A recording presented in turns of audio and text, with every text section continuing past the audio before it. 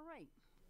Good afternoon. It's now 5:15 on March the 10th, and the Board of Town Commissioners work session is now in session. Roll call. Commissioner Foss, Present. Commissioner Chismar. Here. Commissioner Taylor. Here. And Commissioner Hanley. Here. All right, everybody's here, and now I need a motion to approve the agenda. I move we approve the agenda. Thank you, Commissioner Foss. Do I have a second? Second. Any changes to the agenda or discussion? All right, Mr. Krantz. Thank you, Madam Chair, for approval of this evening's agenda of the Bel Air Board of Town Commissioners work session, March 10th, 2026. Commissioner Foss, Aye. Commissioner Chismar, Aye. Commissioner Taylor, Aye. Commissioner Hanley, Aye. and Chair Edding. Aye. Agenda is approved. Thank you. All right, so first we have the Town Administrator's report. Eddie.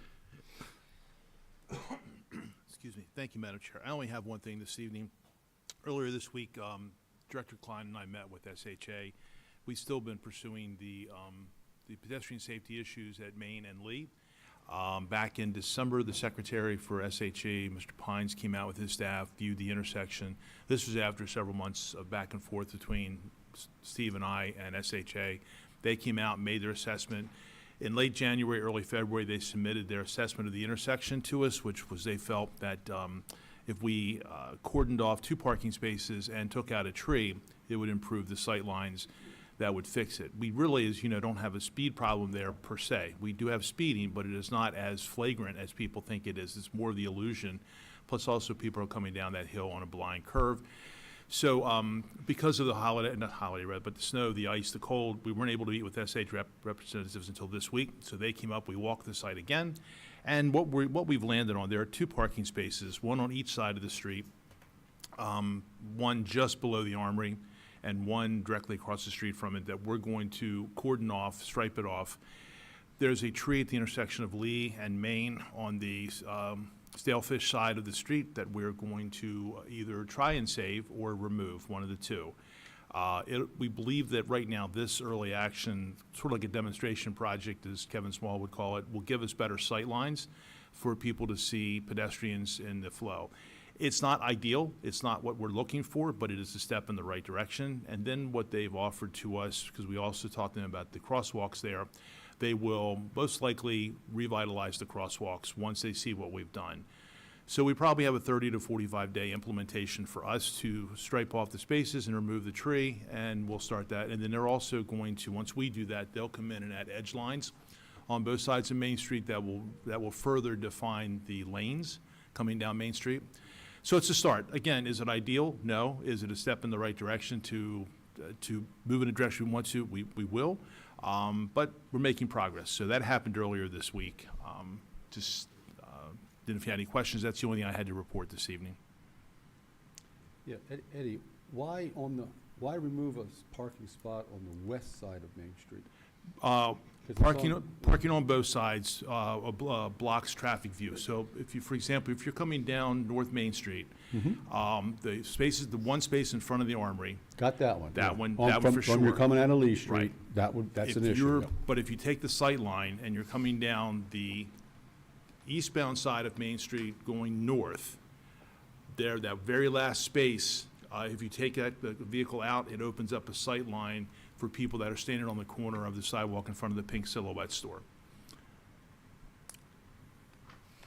If I can just add, as a frequent user of that intersection for pedestrian crosswalk, that one space that Eddie's talking about will do exactly that. You cannot see as a pedestrian what cars are coming in the lane, and you can't, if you're a car, Okay. you can't see pedestrians waiting to cross. All right, I wasn't thinking of the pedestrian. Yeah, it's a Now that you bad point that out, the pedestrian. pedestrian coming from Correct. the From- west side of from- Main Street to the east side. Gotcha. Yeah. I understand now. Yeah. And that particular side, most of the cars, in order not to shade over into the right-hand lane, will shade heavy to the left, so they take that curve like they would a racetrack curve, if you will. So cars coming, pedestrians can't see over the top until they step out into the roadway. Okay. So we hope it's a step in the right direction. Fortunately, we haven't had that many serious accidents there, and that's the metric they're looking for greater improvements. I'm happy to report we've had 1, maybe 2. But we'll see where that goes, but it's a step in the right direction. Okay. So that's all I had at this time, ma'am. All right, any questions for Eddie? Okay, so our tentative agenda for our town meeting on March the 16th at 7 PM right here in Town Hall. First, we'll start with the presentation of a proclamation for the 114th anniversary of the founding of the Girl Scouts. So that is certainly a big number for them, and I look forward to seeing them here. Anybody need to address anything about the proclamation? Just. You know, Yeah, I ran out of mine. I just finished, I think I finished them today. I just bought some more this weekend, man. They go fast. The question that I have should not be interpreted as being anti this proclamation. It's purely out of curiosity. But why? You know, 114, sort of a strange number. We've never done it before. I'm just curious. Did someone come to the town asking for us to do it? You know, where did it come from? The last group of scouts that we gave the municipal government presentation to, their scout leader requested it. There we go. And that is a Yeah, great answer. yeah. And I'm happy to be a part of that. I was just really curious because I don't recall us doing one for the 113th. So I was like, 114, that's a big one. Evidently, but they were so thrilled when Okay. they Well, that's sat in the wonderful. commissioners' chairs That's and adorable. passed laws and, you know, had a lot of fun. They wanted to come back to town hall and receive a little recognition. So, Absolutely. That is very worthwhile. Very worthwhile. And you did a great job with that because we had to sort of pivot from our usual presentation for older kids because they were kindergarten, first and second grade. I think second grade was the oldest age that we were. So some of our slides were less interesting to that age group. So we rolled with it, and it was a great time. They had a lot of fun, I think. I don't know, I think they were fascinated with the stormwater management and setbacks. That seemed to really excite the 4-year-old. Collection of Taxes by Lisa Moody, yes, no. All right, we will have a series of public hearings. I'm going to skip those only because they are under unfinished business, and we might as well just talk about them once. I mean, we'll have the public hearings on the hearing date, but there's nobody here. We're not having public hearings this evening. We will have them on March the 16th, and then we will continue with our unfinished business, which is ordinance 852-26, amending the Bel Air Town Code, Chapter 37, elections, which we have talked about many times and is mostly housekeeping things that we need to straighten out, given the, what happened in the state legislature and how we're currently operating. So is there any further discussion, questions for Mike on that one? No. And then we have ordinance 853-26, amending the town code, chapter 82, personnel, section 82-3B5, and that is the insertion of the words "and deputy directors." So it's a small number of words. I know we had a discussion, and I think there was feeling amongst most of us that we wanted to go ahead with that, and I know, Commissioner Foss, you had some questions about it. Any further discussion? Anybody want to make any further comments? No, I'll just voice at our town meeting, once again, if that's all right. That's okay, sure. Thank you. Next would be ordinance 854-26, amending the Bel Air Town Code, Chapter 165, Comprehensive Plan and Development Regulations, Part 3, Signs, Article 15, Sign Regulations, Section 165-106B, 2B, 3C, regarding freestanding signs. And we have already discussed this a number of times, and I think we were all on board with that change. All right. Ordinance 855-26, amending the Bel Air Town Code, Chapter 165, Comprehensive Plan and Development Regulations, Part 2, Zoning, Article 3, Establishment and Regulation of Zoning Districts, Section 165-35, Permitted Use Tables. And I think that, again, was a housekeeping matter where we were clarifying some items. The text added under one section, and it was on a different table in the standard, so it's just putting them in the right place. All right. Any discussion of that item? All right. Next would be ordinance 856-26, amending the Bel Air Town Code, Chapter 165, Comprehensive Plan and Development Regulations, Part 2, Zoning, Article 7, Development and Performance Standards, Section 165-53, Performance Standards and Development Guidelines by Use, amending the guidelines in Section 165-53B, 2B, and adding guidelines in Section 165-53H2D. Again, something that we discussed, and I don't think there was much disagreement amongst the board, if any, on that one. Any further discussion or questions?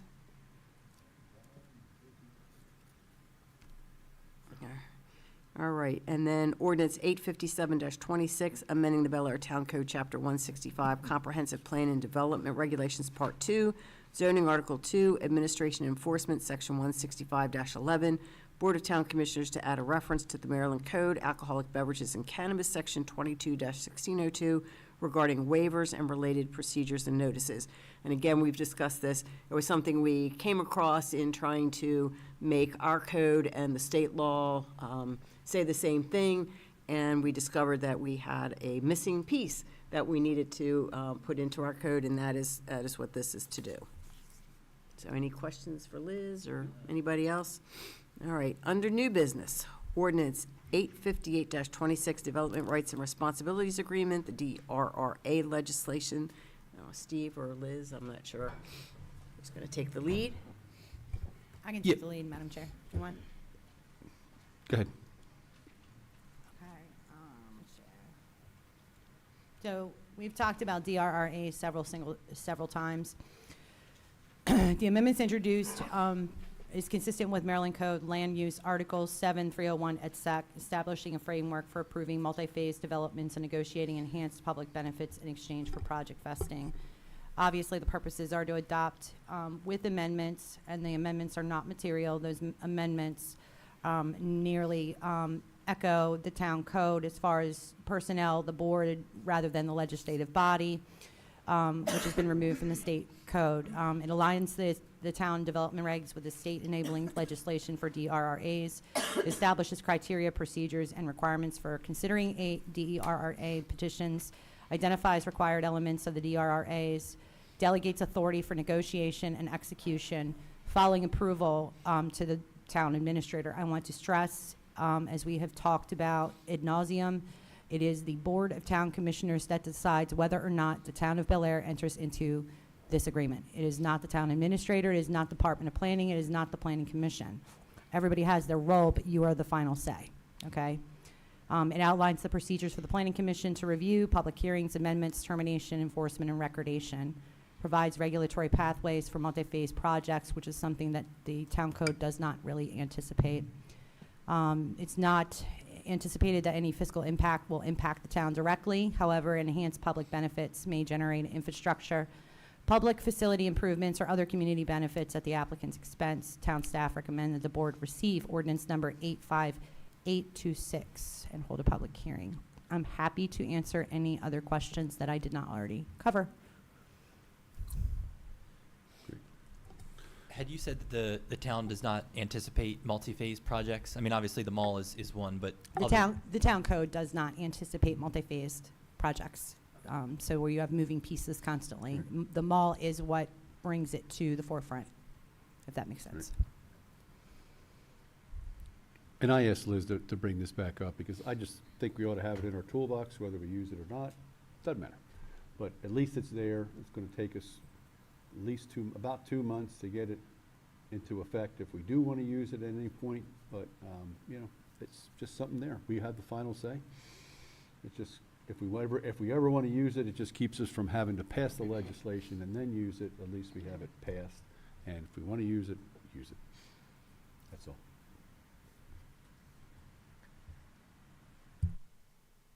I understand that angle for sure. I do have a concern that within the next year, this board could look different, and in future years, this board could look different that may not have the same views on the town and growing the town that we do.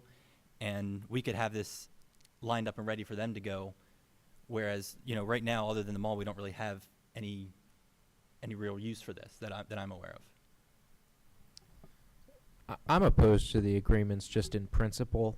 I think our job is to write the code, not to write agreements that help individual projects circumvent the code in various ways, even if it is in exchange for something that would be good or something that we would like. I view my responsibility in this position as a legislator, and to the extent that as legislators we write the law, I would expect that those who come before the town seeking approval follow the law as it has been written. And if there's a problem with the law overall, then they can ask us to change the law, and we can send that through the legislative process.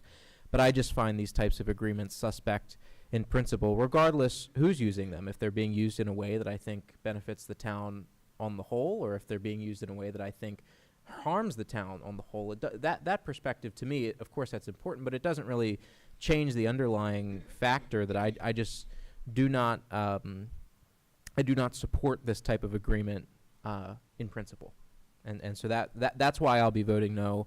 If you know, I'll certainly vote to introduce the legislation. I think everything is worthy of discussion, but I would be voting no on final passage of the legislation.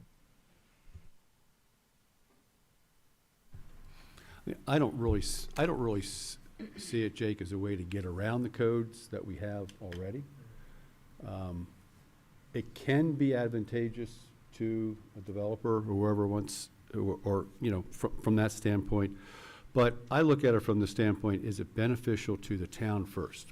If it's beneficial to the town, and if in the same sense it helps the developer, well, that's a byproduct, but if it's, and that's not why I'm doing it, or would want to use, that's not why I would want to use it. Okay, if there is an application that comes up, but if it's for the betterment of the town, that's where I'm going from. And I understand that. I am just highly suspect of even elected officials, and believe me, I don't impugn the motives of anybody sitting on this dais, either this side or that side. I think we're all working for the betterment of the town. But just as a matter of principle, in terms of expanding the power of government, I am highly suspect of, we have, as Commissioner Hanley said, we have no idea what this room will look like in 10, 15 years. I'm highly suspect of adding essentially an escape hatch that provides for elected officials to, you know, I understand that you're saying that the purpose is not to circumvent the code, but in instances, this can be used to circumvent the code. And I have an issue with that. Well, I mean, they could actually change the code too, so.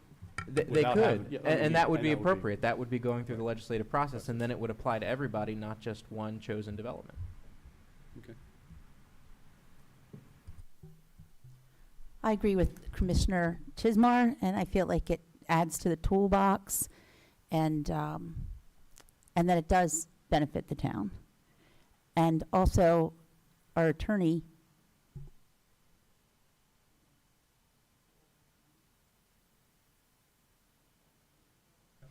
I wanted to make sure it was okay. And also, staff recommended it too, and they have the best interest of the town at heart also. So for that reason, I'm with Commissioner Chismar on this one. What this gives a developer is that they are not concerned about vesting any further, correct? Yes, that's correct. They would And be that- vested as of the date of the Right. the Which, agreement. which may be resolved by the legislative body.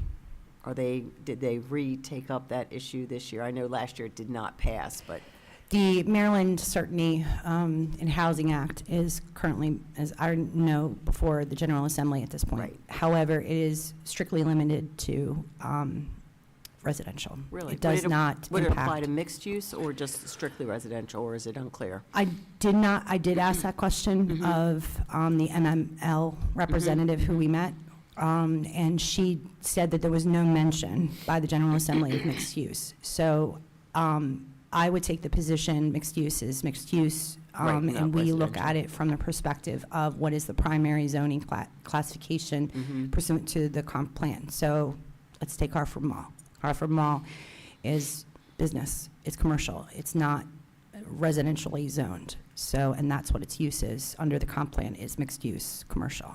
So, do you understand, you, as legislative bodies, you have the right in 2 years, in 3 years, to repeal. You always have that power to say, nope, I don't think we really need this now. Does that make sense? Okay. I do prefer the way that we have been handling our pain points in development, which is to pass legislation about green space, about school overcrowding, about density. My concern about the elected officials being the ones who I know not directly negotiate, but, you know, approve and negotiate, is the appearance to the public, and to everybody else that wants to come and do business. I see lots of, really off-the-wall comments on social media about those kinds of things. But I think this would certainly open the door to more concerns about that, whether, somebody is getting a better deal than somebody else is getting, and then putting the people who are elected in the middle of that, whereas currently the planning commission is appointed, they don't run for office. They're secure in their seats and, have no reason to make any decision other than what is best for the town. And I'm certainly not saying that anybody on this board would do that, or any future boards, or any past boards, or any, staff members, but that is the cry from the public. And I'm concerned about, giving them more concerns in that area. And frankly, for other businesses, why'd you do it for this one, and you won't do it for that one? I think we should maybe just stay out of that entirely and stick with passing legislation to give guidelines to the planning commission so that they can implement them and we get more of what we'd like to see and less of what we don't like to see. So I think that's where I stand at the moment. If the Housing Certainty Act were to pass this year, and let's say it doesn't pass this year, maybe next year, they'll keep trying, it would render DRAs for residential pretty much, useless, right? Unless you had a Correct. specific case where, maybe a unique case. Other than that, you wouldn't really need that because you're already vested by the time you get your approval. That's correct. And if they get what they want in the draft that I saw, which admittedly has been about a month, they would get it at filing. So when they have filed their application with the Planning Commission or their first board, they're vested. So Only if they get approved. Though it's retroactive to yes, the it date goes of the back to the filing. date of filing. Right, Yes, yes. correct.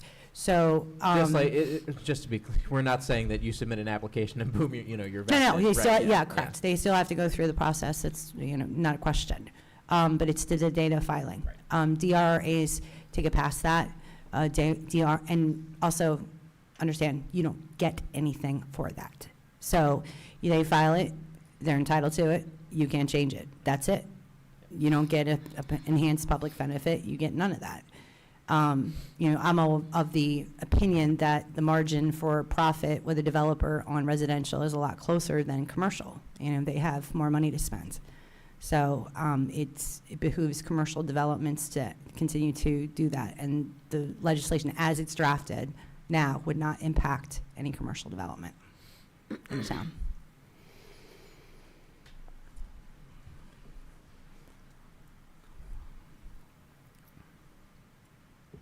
All right. Anyone else? Steve, you got something more you'd like to say about it? You're mulling. No, I You're mulling. understand, yeah, no, I understand your concerns. I'm just wondering if the scope of how it can be used can be narrowed in terms of, I think this is kind of along the lines of what Gavin had asked me before. I wouldn't mess with it too much because of the fact that, remember, I'm taking a state law and I'm literally adopting it almost verbatim into the town code to make sure we stay above board with state law. I'm only changing things that have to be changed, like when they say the legislative body, I'm saying the Board of Town Commissioners. Principal is town administrator. So I don't know if that would fly, to change it and limit it. I can and see what happens, but that is something that I'm not sure how that would shake out. DRAs in the toolbox of developments are rather, number one, new, and then also they're not really tested. There's only a couple appellate opinions that have to do with DRRAs. I checked that when the first time we kind of did before you were on the board, Gavin, when we did the first go around with that. okay, because I was thinking of something of that order of, we couldn't necessarily permanently relieve a developer of certain ordinances or code, but we could temporarily relieve them, as that we would limit it to just temporarily. Are you saying, I'm sorry, I thought the question was to use. We were talking about residential versus commercial. Is there something else? No, I just thought about, well, Jacob brought up that this is basically usurping our code, or can be taken to be usurping the code. It's supplementing the code. it's supplementing it. They still have to go through the process. Understand, but we can say, oh, you don't have to have a setback of 20 feet, we'll let you have 10. No, they still have to have they have to comply with the code. You Okay. can't, the DRRA's purpose is not to say, oh, well, we'll negotiate away this setback or that setback. It's to say, okay, you're gonna go through the process, you're gonna pay for a public enhanced benefit, and in exchange, you're gonna get vesting as of the date of the agreement. You can't monkey with the code. Does that make sense? Yes, we can never No. overrule Okay. the code. Correct. The law is the law. Correct. and Right. Everybody has to follow it. Yeah. We can't say you don't have to follow it because we love the public enhancement, or, Yeah. we think it's better. We'll waive this, This we'll way, waive that. that. Yeah, you can't do Mhm. that. That's not the purpose of a No, DRA. That's the purpose of the Planning Commission and the And Board the of Board of Appeals, for Appeals. those things that they Yeah. can, Okay. have some discretion over. Correct. So conceptually speaking, if they still had to go to the Board of Appeals for, say, a setback variance, they would still have to do that. And Right. that's not going to change. Okay? So then I'm not sure I followed what you were saying, Jake, about, question is probably something that needs to be asked in closed session. okay. That's fine. Mayor Eddie, All right. could you explain what you had said before, when you were talking about because I couldn't quite follow all of it. I'm sorry. It's okay. My concern is the optics of the elected board negotiating with an entity for a public enhancement in return for getting vested.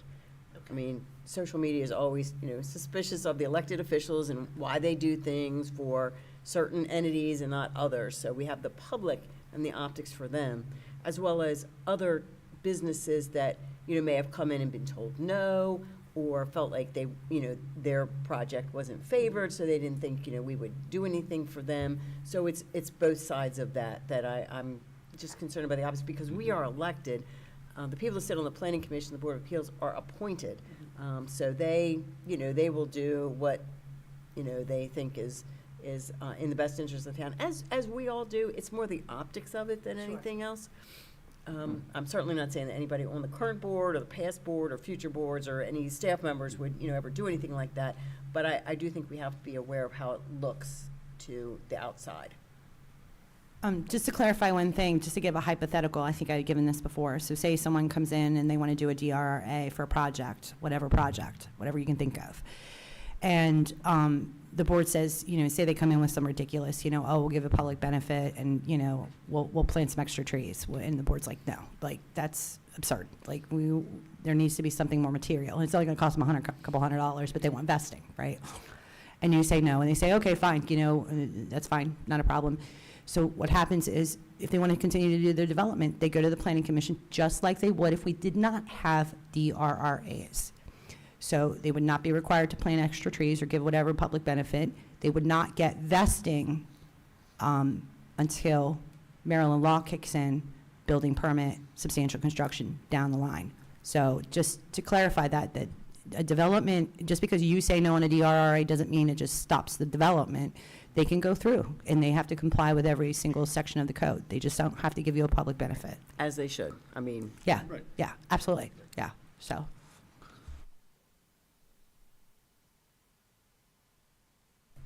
all right, anything further on the DRAs at this point in time? All right, we'll let everybody sort of mull that over. Next is Resolution 1263-26, the fee schedule amendments regarding tax sale. Pam, this must be you. So I want to give you a little background on why we're changing the fees. So HB 59, property tax sales revision, was amended during the 2025 legislative session and then signed into law by the governor, and it became effective January 1, 2026. So we have to make some changes. We met with Aberdeen and Havre de Grace to discuss like what they were doing and how they interpreted the law, and we also discussed it with Harford County. So that we are all on the same page. So some of the rules that they changed was, for any type of property, the tax collector may withhold from tax sale any properties whose taxes, which include utilities, property maintenance, penalties, and interest, to the amount less than $250 in 1 year period. So we would not have to send them to tax sale if they owed us under $250. And that's optional. You could, but you don't have to. Correct. Okay. And then another change was for non-owner occupied residential properties, the tax collector may withhold from tax sale any properties whose total taxes amount to less than $750. Our plan in discussion with Hartford County is to limit it to the $250. So if you do not own, it's not an owner occupied property, we will send you to tax sale if you owe $250 or more. Okay, and that would be for, whether it's residential, I mean, this is residential property, if it's Yes. owner occupied. Okay, Mhm. so it's like, I have a townhouse, I don't live in it, I rent it, or I've abandoned it, and now I've run up a bill, and Yes. I'm not paying, okay. And then the next change was for owner-occupied residential properties, the tax collector shall withhold from tax sale any properties whose total taxes amount to less than $1,000. So the town can only sell an owner-occupied residential property at tax sale if the amount owed is more than $1,000 in combined charges. So that's taxes, utilities, property maintenance, which is what the law now allows us to do. So that's like the biggest change. Do you have any idea how many properties or how much money we have in the less than $1,000 owed for owner occupied? You know, how many dollars is gonna leave the town's pocket under this? Yeah, I'm not sure dollar-wise. We just ran anybody that was over 250 and sent out notices. So we sent out a little over 200 notices for anybody that was over that 250 threshold. So the tax collector is no longer allowed to collect any new delinquent taxes before the property can be redeemed. So last year, if somebody needed to redeem a property for the county, they would come in, they would pay what was owed to date for their real estate taxes or their utilities. So we collected everything owed to date. And then they had to pay for a tax clearance certification to the county, which was a $12 fee. So that's one of the things we're removing from the fee list because they no longer have to get a clearance letter from us. And then Hartford County will no longer advertise the properties in 2 short ads, which was done in the month of April. In our discussion with the 3 municipalities, we've decided that we will no longer advertise as well. So the reason for the elimination of the $15 per advertisement fee is because we are eliminating the 2 ads in April. This is really a sea change in how you do tax sales, because I know for as long as I can remember, decades, they've always been advertised, which, you know, I understand why we're taking away, you know, not going to charge the fee, but it was always an opportunity for neighbors, friends, family to see that a family member was not paying their taxes. You know, you have some people who, elderly folks or disorganized people, I know you send like 1 million letters to people when they are in tax sale, but that is a big, big change for Yeah, tax so sale. we will still advertise in May. We just won't Okay. advertise in April. So they All right. will still get advertisements in the month of May. Okay. Yep. And did I notice that the tax sales no longer are listed by name, but are listed by address? Last year it was name and address. It was name? Mhm. Okay. I always check for my own name. And I always check. We actually had a case once in the county where the bank had sent the money for the property owner, and somehow it did not get matched up to the proper account. I don't know if the wrong numbers were, or I don't know if the mistake was the bank's or the county treasurer's office. I have no idea, but it was sent to tax sale. So the lady was very upset when she found her name in that list, and I apologized profusely, and we took it out. But things happen. And I always make sure that, you know, I check for my name, friends' names, just, Yep. you know, relatives that are, so I'm glad it'll still be in there, at least in May. All right. Anything else? That's it. All right, so pretty much this is all being driven by things that happen in Annapolis, and we have to make our changes to our code to accommodate that. Yes. Yes. It's a theme this year. All right, anybody have any questions for Pam? Next, we have the Alice Ann Park Fitness Station Equipment Contract. Wakar, is that you?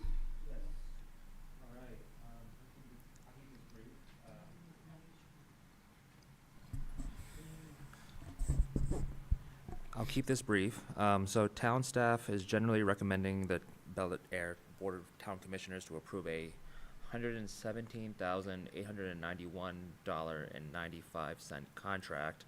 And the contract will include the expansion of asphalt for the existing basketball court and the outdoor fitness cluster to include installation of port-in-place safety surfacing at Alzan Park. I know we've heard about this. This is the sort of the exercise equipment that is suitable for seniors and that sort of thing. We're going to install it there and see how it goes. Certainly hope it gets well used. The weather is better today, but we have some more bad weather coming up, I hear, so, Let's hope not. it's not what my phone's telling me, Wakar. We'll talk about that later. Anybody have any questions about this contract? McCar, if we, when we approve this, about, you have a time frame when it'll be installed? Will it make it for the summer? Looks like Steve Klein down there is shaking his head, Yeah, yes. I was in discussion with Charlie today about it. I think late spring, early summer would be about the time when it would be done. Great, thanks. Yep. Thanks. Do we have sort of a mock-up of what that would look like? I can provide that to. Okay, I can I'm provide just that for you curious. tomorrow. Okay, thank you. All right. Spring is coming eventually. That equipment will be welcome, I'm sure. Anything else on the fitness station equipment contract? Thank right. you so much. We're looking forward to it. There you go. Mowing contract, Mr. Stephen Klein. Thank you, ma'am. It's that time of year again. I'd like to bring before you for approval to hire JD Lawn Services. JD Lawn Services has been the mowing contractor for the town now for 18 years. This is a piggyback with Hartford County government. They mow tons and tons of lawns and properties and parks and so forth for Hartford County, so we were able to get a pretty good price on the mowings that we require in our parks.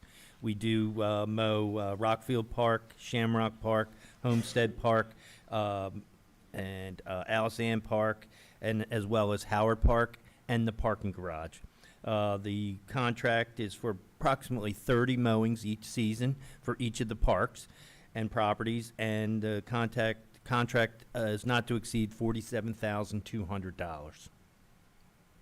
Does anybody have any questions on that? Steve, would this contract be suspended in the month of May? That I don't know.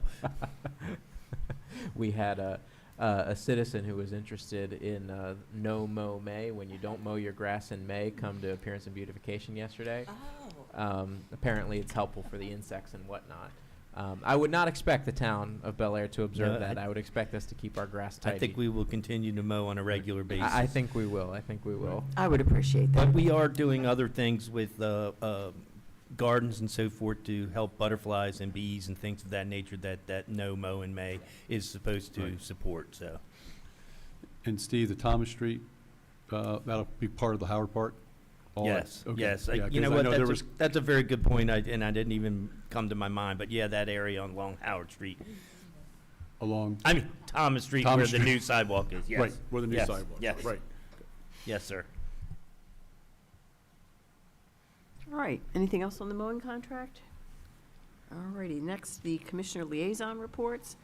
The Tree Committee will be meeting tomorrow at 4:30 at the Planning Office at 705 East Churchill Road, which is also location of DPW, if you know that better.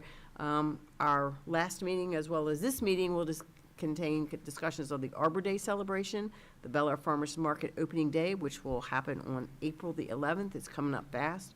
The Major's Choice Oak Maintenance and Inspection is sort of an ongoing thing to take good care of that giant tree that's there. And some tree planting projects at Rockfield Park.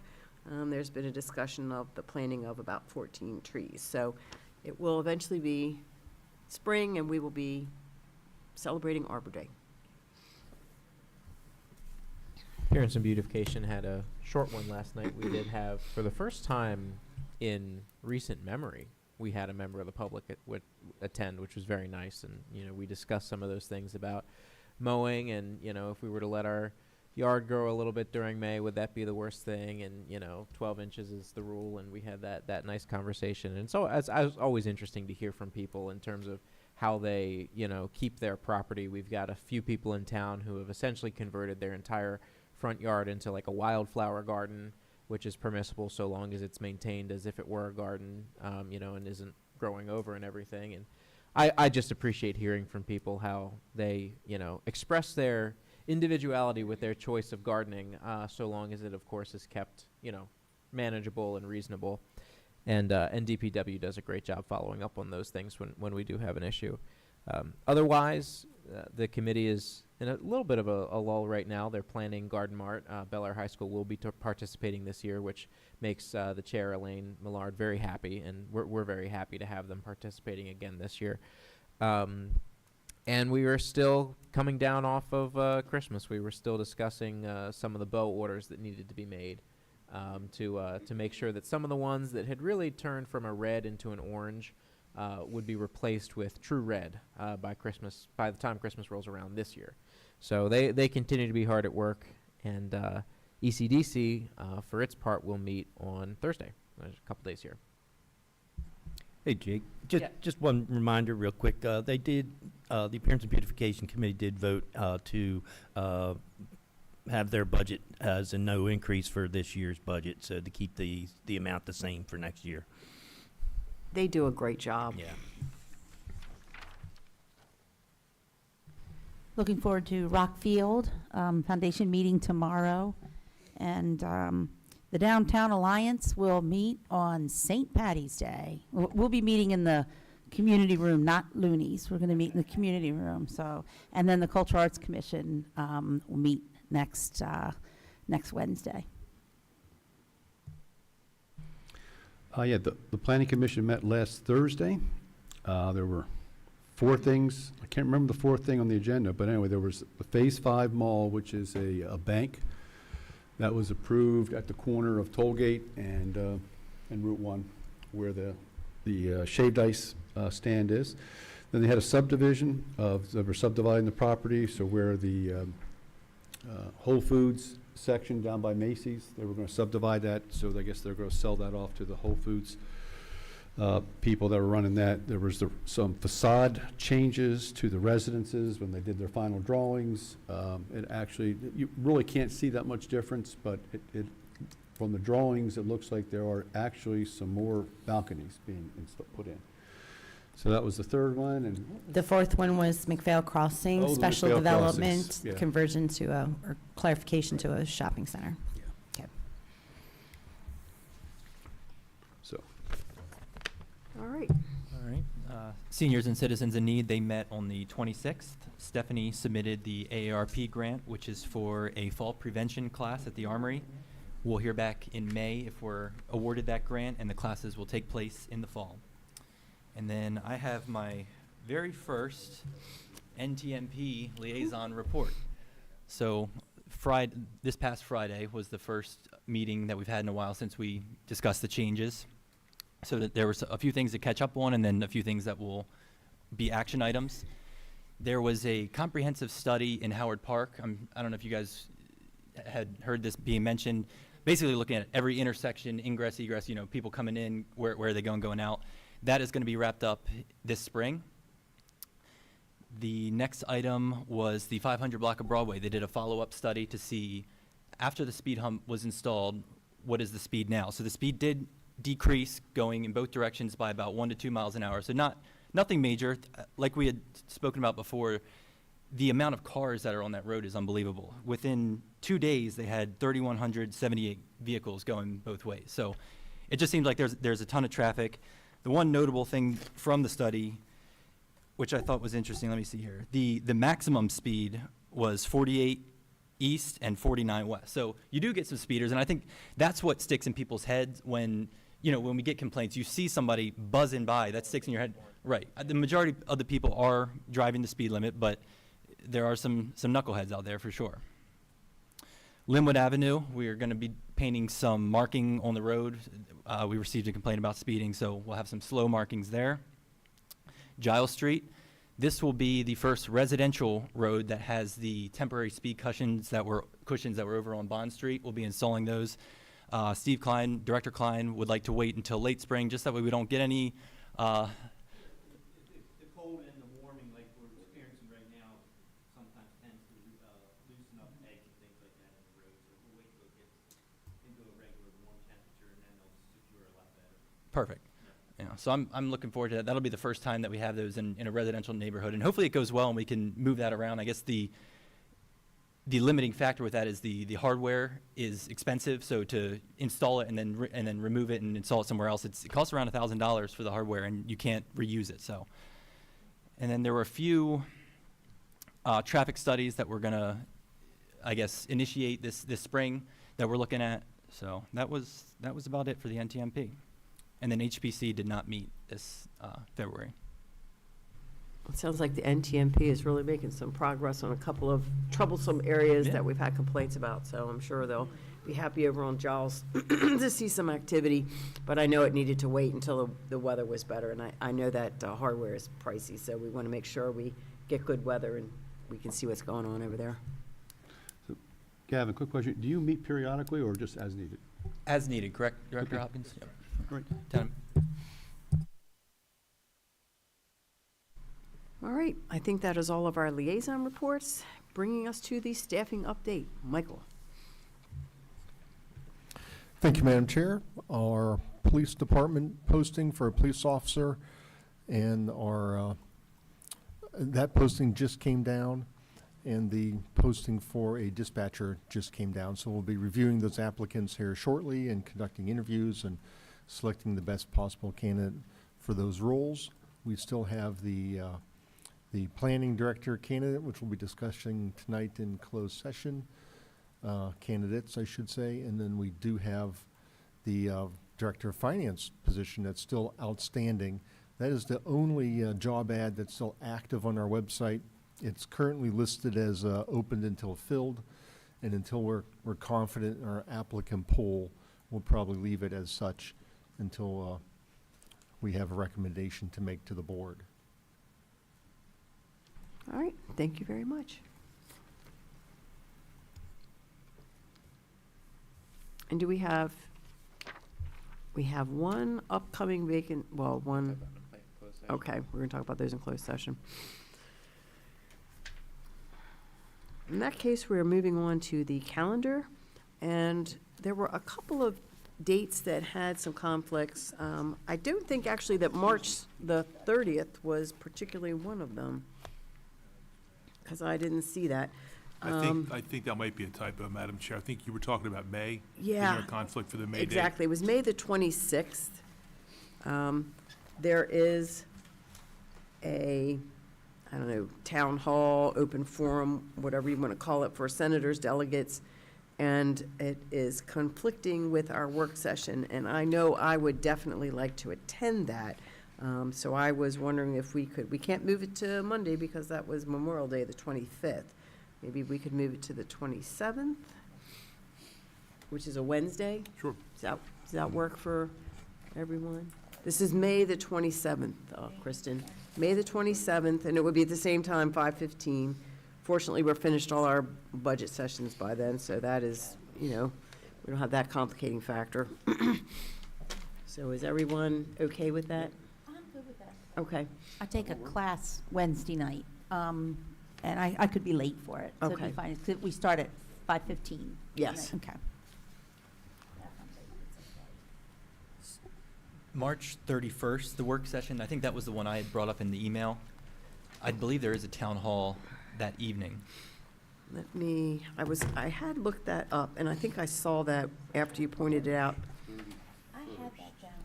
March 31st is, you're right, it is March the 31st, and that was for county council districts B, E, and F. So we live in C, all of us. I would go with the group. I mean, if we didn't have a conflict, I might go, but I'm good with leaving our work session on for March the 31st. Anybody really want to move that? Because we could, okay. Okay. And there's nothing the week of the 23rd? 3rd then. That's Of correct. That March. is- Yeah, I That- just, I that- was It's just curious just about That's a a 5-week 5 Monday month. month. It's a Yeah. 5 Monday Oh, month. okay. It happens about twice a year. Okay. I know, it's, you can't just go every other because it's the, help me out, Mike, it's the second and the, no. It's the first and the third. Correct. Right, it's the first and the third Mondays unless there's a holiday. And then the preceding Tuesday is the work session for that town hall. So I have made that mistake of going through my calendar, just going every other one, and then you are Yeah. off. The town halls are always the first and the third, Right. but the work sessions are not necessarily the second and the fourth. Correct. Because sometimes the fourth is not the preceding of the first and the following month. Yeah. Clear as mud, right? Right, which is why Mike sends out invitations. I will send out additional Outlook invitations through the end of the year. I think I got out the last 60 days just recently. You got out a bunch. Yeah, and I'll try to get those out here shortly. Another note for the newer commissioners, if we didn't talk about it in your orientation, typically July and August, typically the first town hall meeting in July and the work session associated with that are often canceled, and we only meet once at the third Monday in July and the third Monday in August with the work session to precede it. Allowing for those summer vacations. All right, so we are We're still definitely, putting in more work than the county council. very much so. They're off in the entire summer, I think. They are, they have a summer recess. There you go.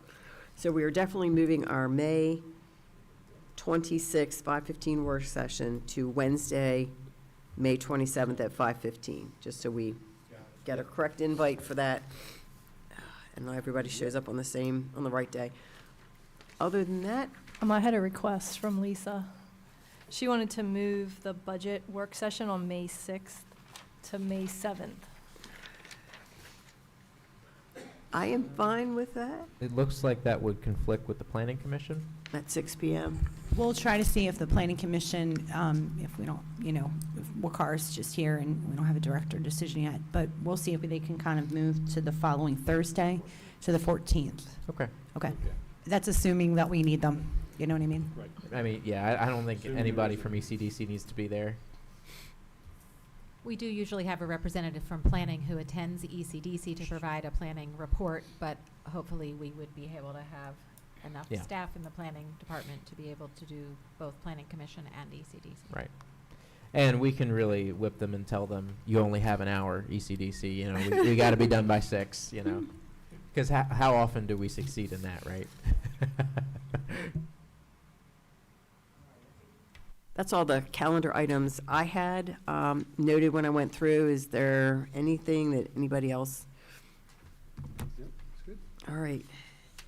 Commissioner Hanley, it wasn't, when I was looking at my calendar for March 31st, there is something that evening at Maryland Golf and Country Club. That isn't what you were referring to, is it? It was at the Barrel House. It was a. So it is separate, okay. Yeah, separate thing. All right, yeah. just making sure. Yep. I wasn't sure if you found what you were looking for. Thank you. Thank you. That was an economic insight event. All right. Miscellaneous, there's nothing listed. We have staff comments. Mr. Krantz, any comments? None at this time, thank you. All righty. Eddie, Liz? I emailed all you guys about 121 South Bond, so the court issued its opinion, so that's finished. Also wanted to let you guys know, for the first time in, 26 years that I've been here in Harford County, the Supreme Court relocated from City of Annapolis to Harford Community College and held oral arguments at the theater. Members of the Harford County Bar Association, including myself, contributed to assisting all of the high schools in the county. I was assigned to, shockingly, Bel Air High School and Aberdeen. So I'll be going back to Bel Air on the 20th to give them sort of a post hoc after the argument. So I meant to let you guys know that, but we got such short notice. It was here before we knew it. So that's all I had. Well, Waqar. Any comments? All right. Nope.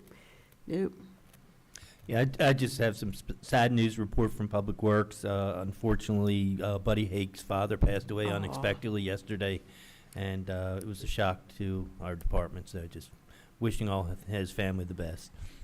Thank you. All right. Sergeant? Chief Morris, apologies, he's in Annapolis today testifying on the new e-bike law. He said it was receptive. It was presented by Senator James, so it's going to be a work in progress trying to come up with a law that addresses the issues as we see in our town with the e-bikes and bicycles and so forth. Yeah, we're not the only ones struggling with those. They No. are a conundrum. It's just new. They're a cross between a motorcycle and a bicycle. So that's all, he just wanted me to report that out to. Other than that, we're good. Great, thank you. They're out in full force with this weather too. On my way home, I ran into a few of them. They seem to be getting more and more brazen as well. I mean, they're just right out in front of cars, pulling right out in front of you. Like motorcycle type ones with fat tires on the sidewalk. I'm like, you're not leaving any room for pedestrians. So yesterday, I'm driving home, and there were 3 on my commute, which was 3 more than I've seen in the past 6 months. And I'm thinking to myself, what is it with today? And then I realized it's 70 degrees out. So it's just, here we are now. This is going to be our life until the temperature drops again. So They're not so much fun at 5 degrees. no. Commissioners' comments.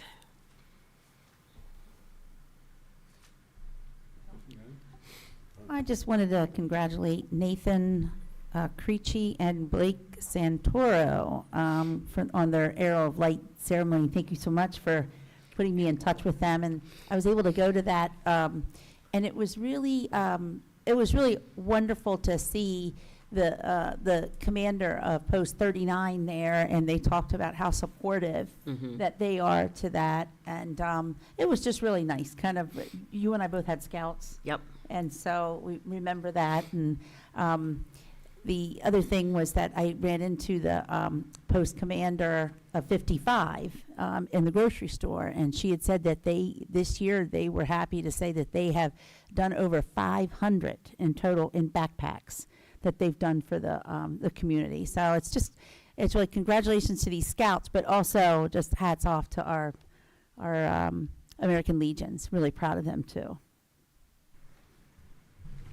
I just as a brief matter of PSA, we did get some information handed down by some intelligence services today and yesterday of, due to conflict in the Middle East, just increased awareness and alert for potential violence on the home front.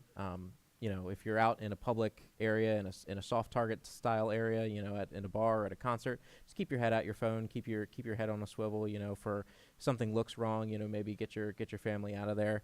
I know that we have a fantastic police force that is keeping us safe in the town of Bel Air, but just for anyone listening tonight, a little bit of extra vigilance is always appreciated. The other thing that I did want to bring up is that the board was emailed, and I'm not sure if Commissioner Hanley was going to bring this up, but I'll go ahead and bring it up and we can talk about it.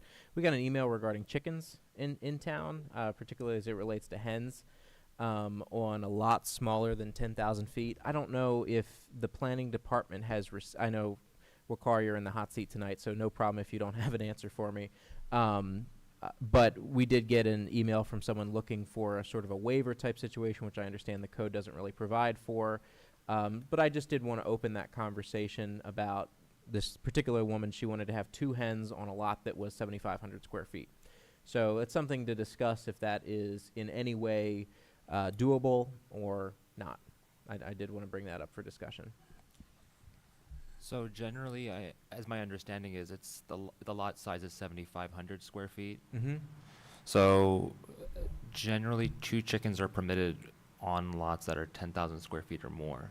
And in that case, the applicant could proceed with a variance, but they would have to explain a property-related hardship, which they probably could not convince the Board of Appeals of, essentially. Urban farming is like so popular right now. I mean, everybody wants to have chickens, and I know I see the sign at the mill, and like, I want chickens, and I just like to buy my eggs at the grocery store and not have to feed them and, water them and take care of them, and protect them from the foxes which live behind my house. But I don't think we've had any complaints from anybody about the at all from the 10,000 square foot thing? I don't think we have any chicken complaints at the 10,000 square foot limit. Does anybody know? I forget, is a permit required? I thought a permit was required. A general variance would be required. Right, to go to no. 7,500, but if No, you have it- 10,000 square feet, do you need anything other than just 10,000 square feet? It wasn't a permit? I thought, okay. There's no permit. No permit required, okay, for 10,000 or allowed. bigger, okay. You know, I'm thinking about, I'm completely with you that a variance would not be an appropriate course of, you know, relief in this instance. The constituent who messaged us did mention something about having support from her neighbors in this endeavor. So perhaps that's something to think about, where if, you know, the property owners whose property touches the property submitted a letter of support, you could decrease that number. That's one way to address it. Just something to think about. I mean, I assume that 10,000 square foot number comes from somewhere. I don't know if it comes from that's what Harford County does, if it comes from that's what other municipalities do, but it's just something that I'd like to look into. If this is something that we can provide, sort of like the shed situation, if this is something that we can provide for without burdening or inconveniencing other residents, it may be something to look into. I think it was just a round number, and I know my lot is about 10,000 square feet, so it's probably about the size of many lots in the town.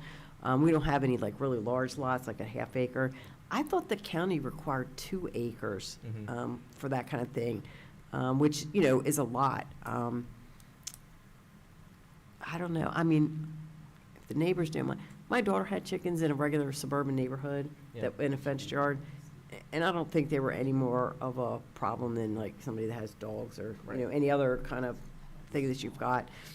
As long as you don't have roosters, which I know we already wrote out of our codes, she doesn't want roosters. That's the only thing that's really like a headache for people. The real problem, I think, in town is like they're going to get eaten by raccoons and foxes, because my lot is 10,000 square feet, and she could put her little chicks on my lot, but they'd be eaten for breakfast because there's foxes behind my house. Right. So I'd be open to the idea of, you know, looking at some way to allow other people to have chickens. I just don't think, they're not that much of a headache for the neighbors.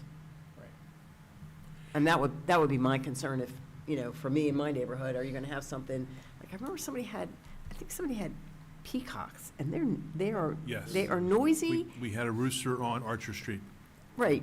Yes. Roosters and peacocks are noisy, Yeah. but chickens are just really, The rooster's gone. I don't know how. Maybe he found a farm Jake, home. to your question, Madam Chair, I don't know of any complaints on chickens. It's a very random question. We will get a question, we'll answer it, and then we won't hear nothing about chickens for another year. Kevin, I remember, I've got to pull up the file on chickens. Kevin brought up the 10,000 square feet. I think there was a rhyme or reason behind that about a year to a year and a half ago when we brought it up.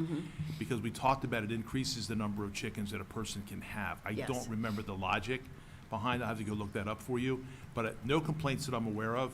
And there was a reason for the 10,000 square foot. I just don't recall what it is. I have to look that up for you. We can get that for you, though. okay. It's just some, sorry. A few weeks ago, someone actually inquired about having a indoor pet pig, as if they were trying to inquire if it was permitted or not. And it was one of the most strangest inquiries I've ever received in my Right. career in planning. Well, I mean, and if it's entirely indoor, I guess there's not much we can do about it. You know, that's more a health department issue than an us issue. So that's your own time. But yeah, just something that if we could figure out where that 10,000 square foot number came from, and then B, if there's a feasible way to write into the law perhaps a little bit of relief for somebody who doesn't quite meet that 10,000, but there doesn't seem to be an issue with allowing them to have, say, 2 hens on their property. I think it would be worthwhile trying to figure that out. Again, it was something that, and I don't know, Eddie, did you receive this email? No. I'll forward it to No, you. your inquiry was caught me completely cold. Okay, I've been I'll better forward prepared. it. It must have just come to the board then. I didn't Yeah. get a chance to look at it before I was leaving work.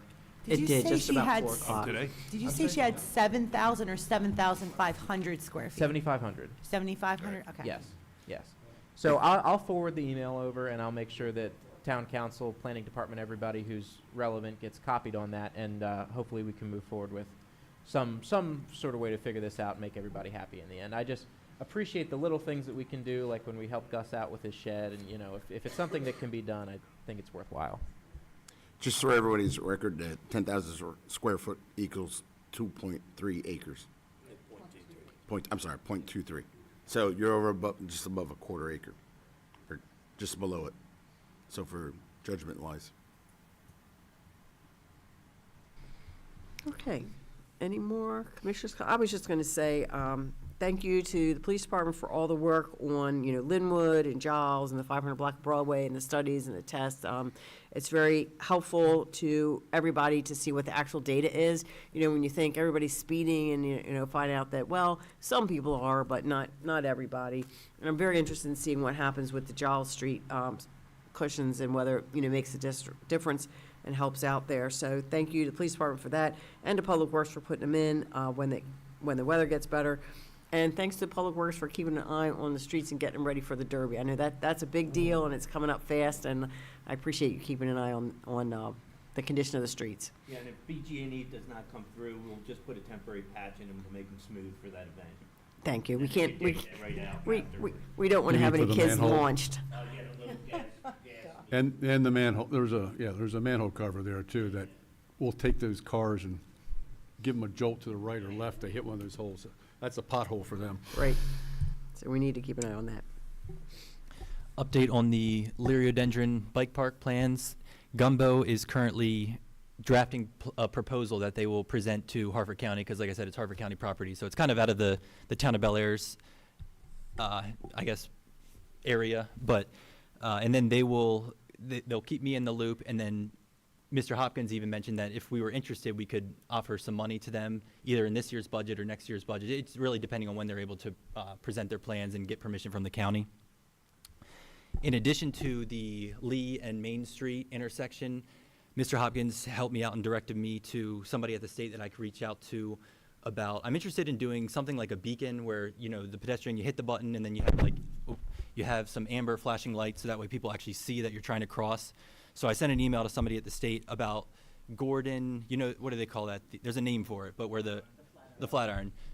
I think that would be a good spot, especially because we're expecting a new restaurant, mixed-use development. We're going to have a lot of pedestrians there, so I think it would be useful to, have a way for pedestrians to signify to drivers, I'm trying to cross the road.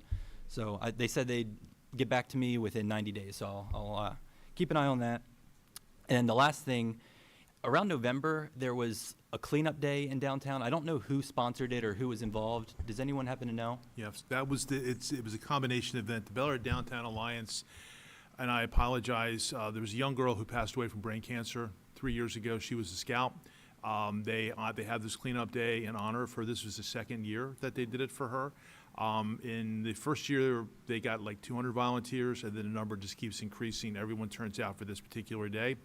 Last year, they brought the Scouts. The Boy Scouts actually came on board at the same time.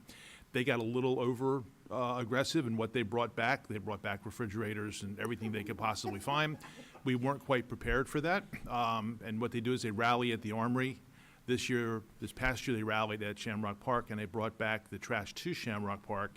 Steve and I made sure that it got picked up the following Monday morning. But the short answer to your question is it's sponsored by the Downtown Alliance, and the young man's name's escaped. There's another gentleman also that puts it together, but primarily Downtown Alliance. And the reason I ask is I was thinking it might be, and I don't know if this is done in the past, like a spring cleanup where, especially after a lot of the snowstorm where all the piles of snow were, you see a lot of trash and debris. So as the weather's getting better, I think it would be a good idea to get out there and pick up some of the trash downtown. The Downtown Alliance will sometimes schedule another cleanup, actually Downtown Alliance Day. I just met with Jenny today. She didn't bring that up. We did talk about the next event for next November. I can circle back with her to see if they have another Alliance cleanup day planned. Okay. They have done that in the past. I do believe there is another one scheduled. I'm just pulling it up now, but they typically do them twice a year. And seeing if it's listed, April 25th will be the spring cleanup day from 10 a.m. to 12 p.m. All right, I'll plan on being there.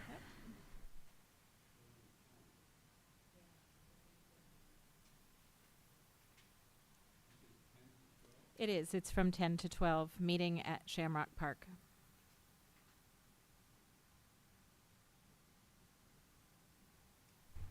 What was that again? April 10? April 25th. 25th, I'm sorry. Okay, thank you.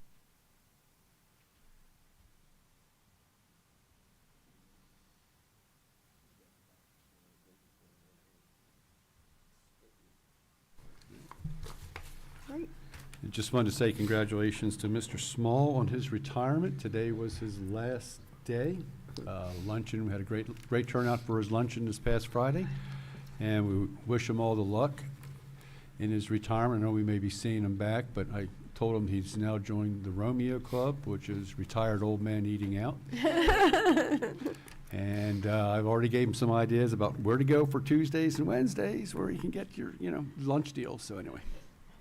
I should have added during staff comments my well wishes to Kevin. I was on vacation last week when he was celebrated here at the town, so I was sorry to miss that. For those of you who may not know, Kevin was the one who told me about the part-time position available with the town of Bel Air in 2012 as a grant writer. So he's the reason that I came on board, and he has guided me. We work closely together with economic development and planning, and so I certainly will miss his counsel and guidance moving forward, and thank him for everything he's done for the town. But of course, you can still talk to him over the back fence. I can talk to him at home.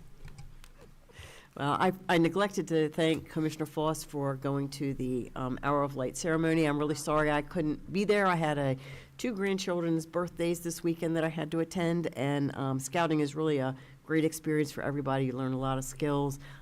It's great that those boys have achieved the Hour of Light, the highest rank and badge that you can get in Cub Scouting, and the only one that you can still wear on your Boy Scout uniform. So they're on their way to Eagle. I think that's it. Any other comments? All right. In that case, do I have a motion to move into closed session? Madam Chair, I move that this portion of the meeting be closed under the provisions of the Maryland Open Meetings Act General Provisions, Article 3, Section 305B1. The topics of discussion will be to discuss the appointment of officials to the Town of Bel Air boards, commissions, and committees.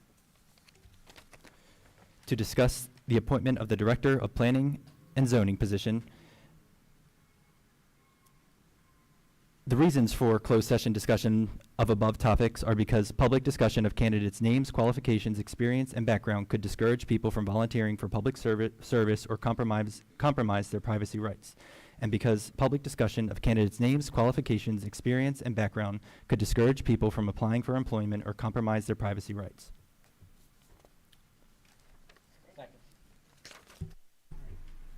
And just for the members who might be watching, once we go into closed session, we will not be conducting any further business in public. At the end of our closed session, we will be adjourning for the evening.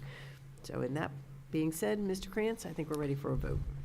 Thank you, Madam Chair. This is for the vote to move into closed session. Commissioner Foss. Aye. Commissioner Chismar. Aye. Commissioner Taylor. Aye. Commissioner Hanley. Aye. And Chair Edding. Aye. We're now in closed session. Thank you.